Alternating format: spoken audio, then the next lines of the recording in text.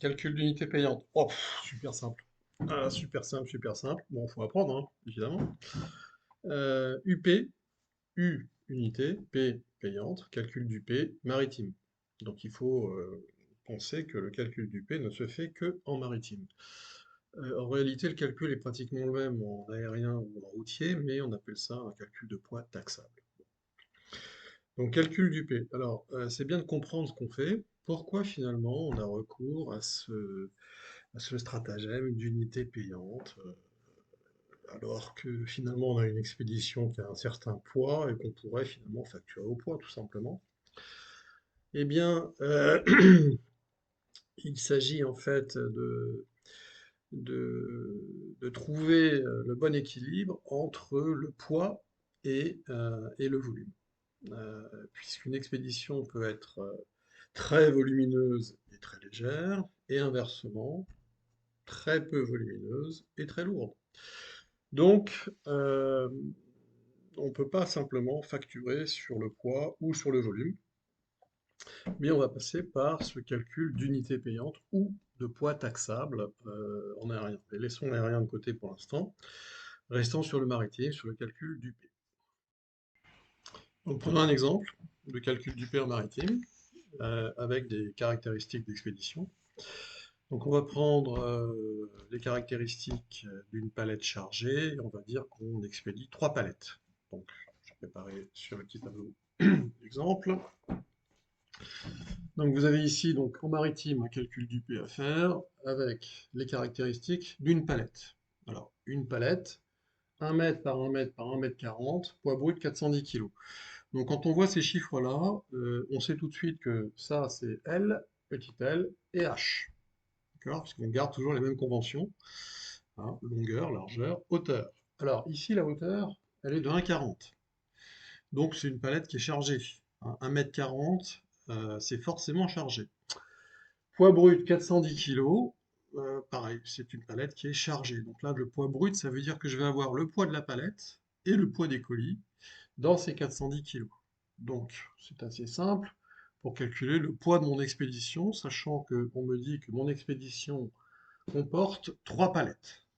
Donc je vais avoir un volume à calculer et un poids pour l'expédition complète. Ensuite, on me dit, j'ai le tarif fret de base. Donc ça, en fait, c'est le tarif de la compagnie maritime. La compagnie maritime, comme je vous l'ai dit précédemment, elle arbitre finalement entre le poids et le volume. Et donc, elle passe par ce stratagème d'UP, d'unité payante, pour facturer.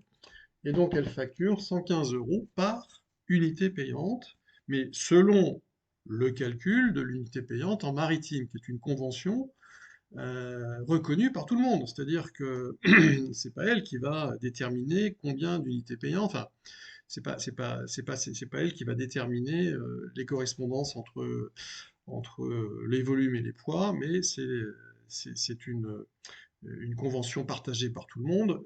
En maritime, 1 mètre cube, c'est une tonne. Donc la règle d'équivalence en maritime, c'est 1 mètre cube ou une tonne égale 1 mètre cube. Donc je vais noter ça. En maritime, la règle d'équivalence, donc ça c'est les vocabulaires que vous devez connaître.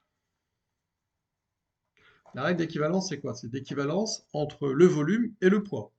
Règle d'équivalence, une tonne égale 1 mètre cube. Une tonne égale 1 mètre cube, d'accord? Bon.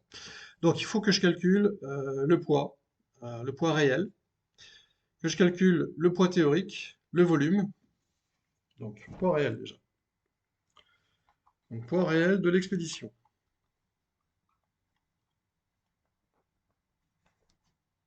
Ok? Je commence avec ça. Poids réel de l'expédition. Ici, j'ai 3 palettes. Bah, donc j'ai 3 fois. Quel est le poids d'une palette chargée avec le poids de la palette compris? C'est 410 kg, donc c'est très simple. 3 fois 410 kg, tout simplement. Donc 3 fois 410 kg. Ok, alors comme c'est des kilos, je vais avoir un résultat en kilos, il faudra que je le convertisse en tonnes. Bon. Donc 3 fois 410, 3 4 12, bon, ça fait 1400, j'ai pas besoin de la calculette. 1200, 3, 4, 12, 1200 kilos, et 3 fois 10 kilos, 30 kilos, 1230 kilos. Donc j'ai 1230 kilogrammes ici de poids réel, ça me fait 1,23 tonnes, soit 1,23 tonnes. Voilà. Ok, volume. Je calcule le volume maintenant. Volume expédition.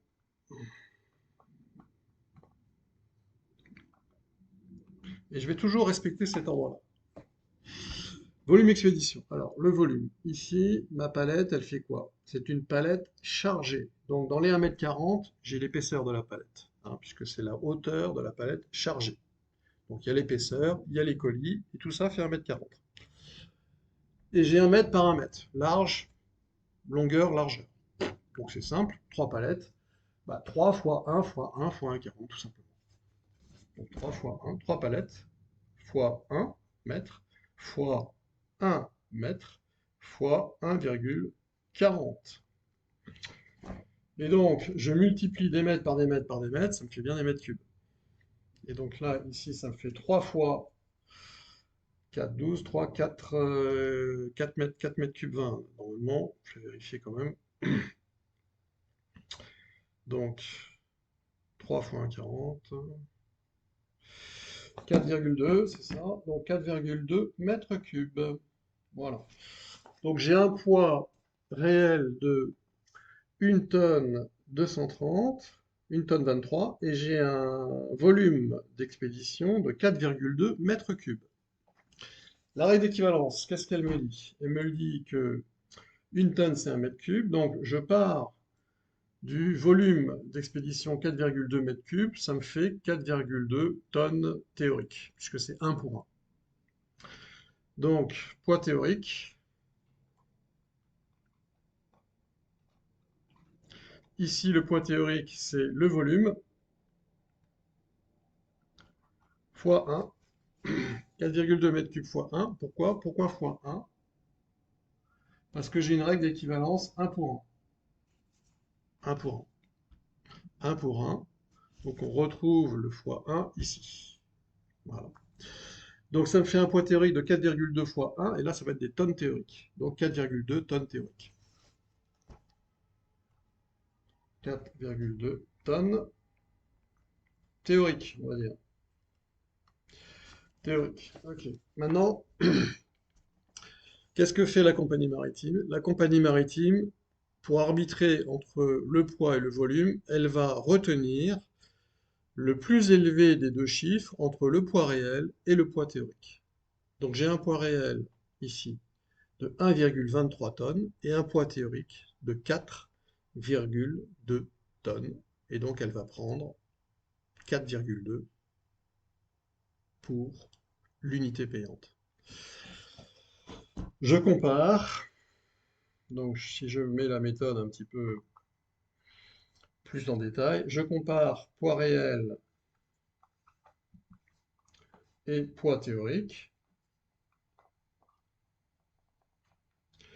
Je vois que 4,2 tonnes théoriques est supérieur à 1,23 tonnes.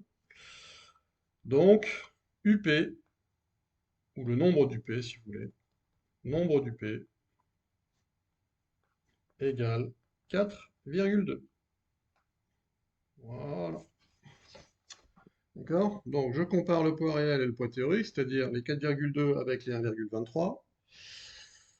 Je vois que 4,2 est plus grand que 1,23, donc je retiens le plus grand. C'est ce que fait la compagnie maritime. Et donc, ça veut dire que le plus grand des deux, c'est le nombre d'UP. Et donc, je vais facturer 4,2 fois 115. Puisque mon tarif, c'est 115 euros l'unité payante. Et j'en ai 4,2 d'unité payante. Donc, le fret de base, ici, il sera de 115 fois 4,2.